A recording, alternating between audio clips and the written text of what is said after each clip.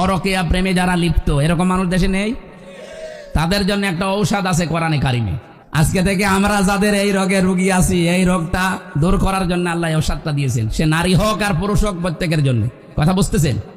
নিজের স্ত্রী বাদ দিয়ে অন্যের প্রতি যাদের আকর্ষণ, পরকীয়া প্রেমে যারা লিপ্ত, এরকম মানুষ দেশে নেই? তাদের জন্য একটা ঔষধ আছে কোরআনে কারিমে। সূরা নূরের 30-31 নম্বর আয়াত। বললেন সুবহানাল্লাহ বলছে। গম আসেছিলেন, তাও ভালো। বললেন মুমিনিনা ইয়াগুদ্দু মিন আবসারিহিম ওয়া ইয়াহফাযু ফুরুজাহুম যালিকা আযকা লাহুম ইন্নাল্লাহা খাবীরুম বিমা ইয়াসনাউন। এই আয়াতটা তাফসীর সহ পড়বেন। কোন মানুষের যদি এই রোগ থাকে যে বিয়ের পরে পরে নিজের বউ 1 বছর 2 বছর ভালো লাগতো, এখন আর ভালো লাগে না, অন্যের বউ দেখলে কেমন যেন ভালো ভালো লাগে, এরকম মানুষ নেই? এটা একটা রোগ। এই রোগের ঔষধ আল্লাহ দিয়েছেন 2টা। কয়টা বলেন? বলেন। একটা হোমিওপ্যাথি, একটা অ্যালোপ্যাথি, নাকি কি বলেন? 1 নম্বরে আল্লাহ বলেন এই দৃষ্টি নিম্নগামী করা লাগবে।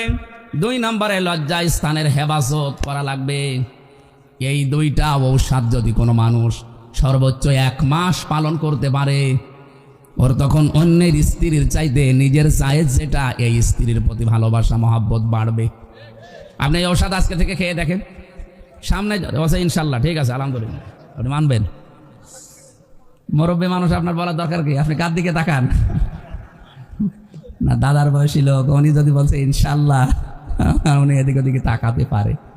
আজকে থেকে আমরা যাদের এই রোগের রোগী আছি, এই রোগটা দূর করার জন্য আল্লাহ ঔষধটা দিয়েছেন। সে নারী হোক আর পুরুষ হোক, প্রত্যেকের জন্য। কথা বুঝতেছেন? মেয়েরা যারা এসেছেন, আপনাদের জন্য পুরুষের জন্য একই ওয়াজ, আপনার জন্য আলাদা একটা ওয়াজ। নবীজি বলেন ওই মহিলা জাহান্নামী, ওই মহিলা জাহান্নামী, ওই মহিলা জাহান্নামী, যে তার স্বামীর সামনে মেজাজ নিয়ে কথা বলে। এই কয়া ইউনিয়নে এসব নেই। সুতরাং আপনার নামাজ, রোজা, পর্দা সব কিন্তু মাঠে মারা যাবে। আল্লাহ আপনাকে তৌফিক দিন এই আয়াতটা মেনে চলা।